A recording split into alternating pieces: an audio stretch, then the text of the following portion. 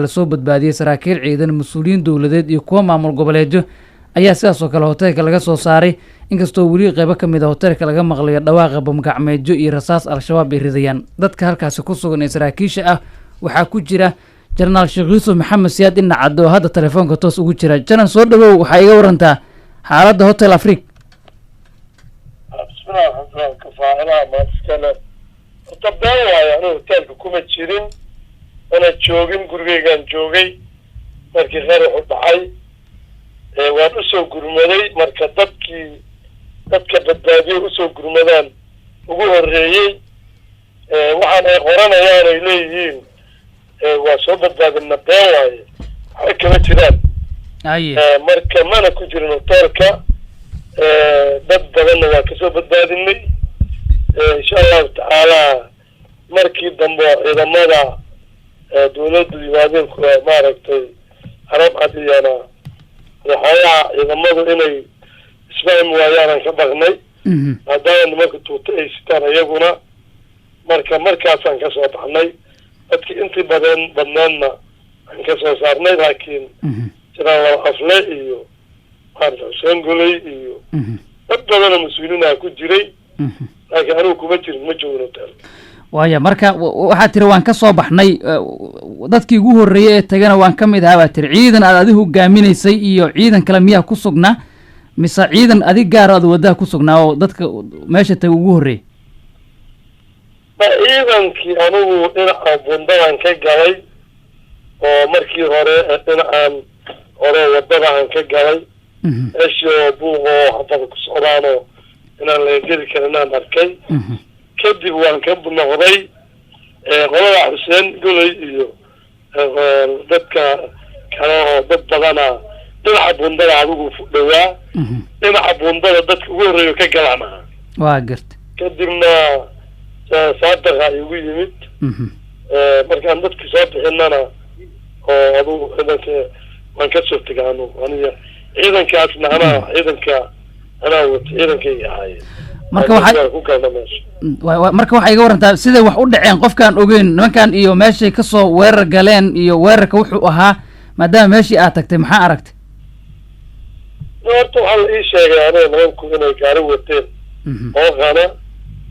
tuutana ay siteen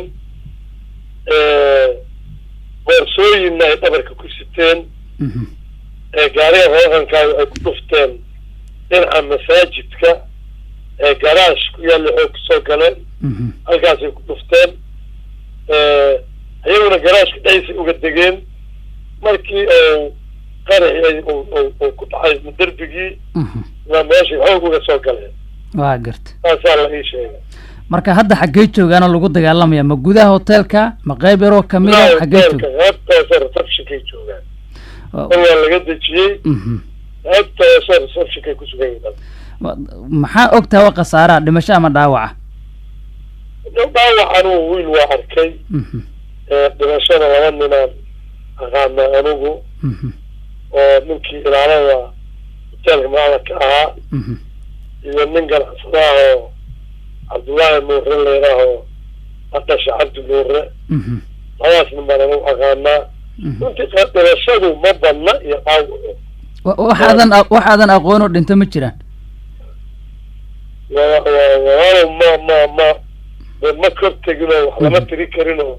ايش حبنا سعتي كل عيالة قارك انتيو وبناك حتى غارك انتي والعالدي ايو اكلا وحسيتيو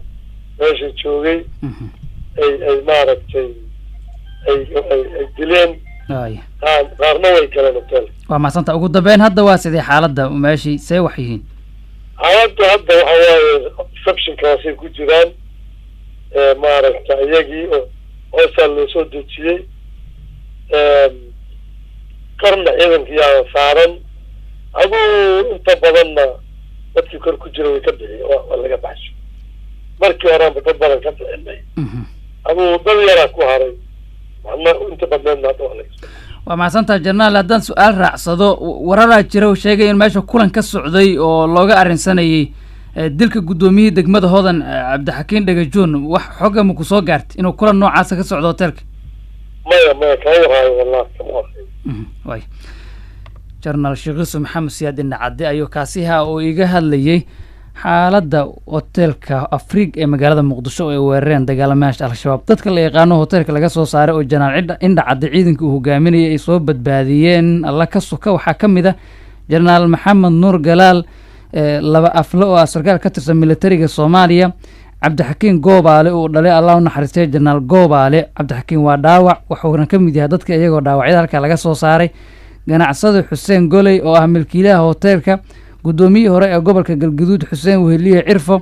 gudoomiyaha ku-xigeenka koobaad ee golaha baarlamaanka ee dowlad goboleedka Hirshabeelle Siraadi Sheekh Isxaaq iyo ganacsade waa ganacsato kaleentood oo hotelka ku sugnaa iyo odayaal dhaqan waxaana warar ay heshay idaacadda kulmiye ay sheegayaan in hotelkaasi uu ka dhacayay kulan ay lahaayeen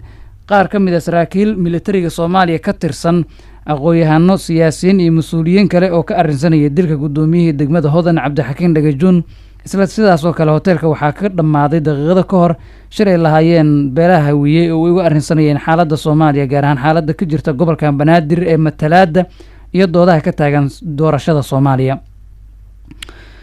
weerarkan ka dhacay hotelka Afriig wuxuu ku soo beegmayaa saacado ka hor maanta markii ay hay-ado amniga ka shaqeeya oo ajnabi ah oo xalana degan ay soo saareen digniin ku saabsan in 72 saac ay soo aadan ama 3 maalmood ay soo socotahay cabsi laga qabo in Al-Shabaab ay weerar ka geystaan hoteelo ku yaala magaalada Muqdisho xarumo dawladeed maqaayado iyo goobo dadweyne isugu yimaadaan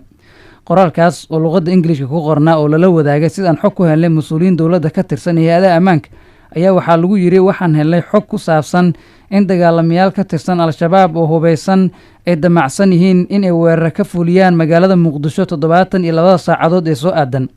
goobaha ay suurtagalka tahay Al-Shabaab inay weeraraan waxaa ka mid ah dhismayaasha maqaayadaha iyo hoteelada iyo goobaha dadka isugu yimaadaan ee ku yaala wadada Maka al-Mukarrama iyo xarumaha dawladeed oo ay suurtagalka tahay inay dayacan yihiin ama aanay amnigooda adkeen ee muhiimka ah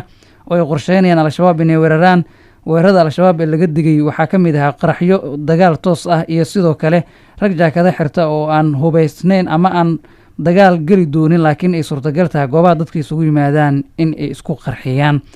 waxaa dawladda lagu dhaliilayaa in aysan digniintaasi ku faa'iidin oo aanay muujinin taxadar iyo dadaal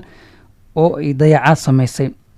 musharaxiinta xilka madaxweynaha Soomaaliya in badan oo ka mid ah ayaa saacadii la soo dhaafay baraha bulshada internetka waxay ku qoreen cambaareen tacsi iyo sidoo kale in ay ku baaqayaan in loo gurmado kuwa weli ku jira hotel Afriig oo ay Al-Shabaab ka dul dagaalamayaan in badan oo ka mid ah dawladdu waxay ku dhaliileen 4 sano oo ay maalmo kooban uga harsan tahay madaxweyne Farmaajo in weli Al-Shabaab ay qaraxyo iyo dagaal toos ay ka geysanayaan Muqdisho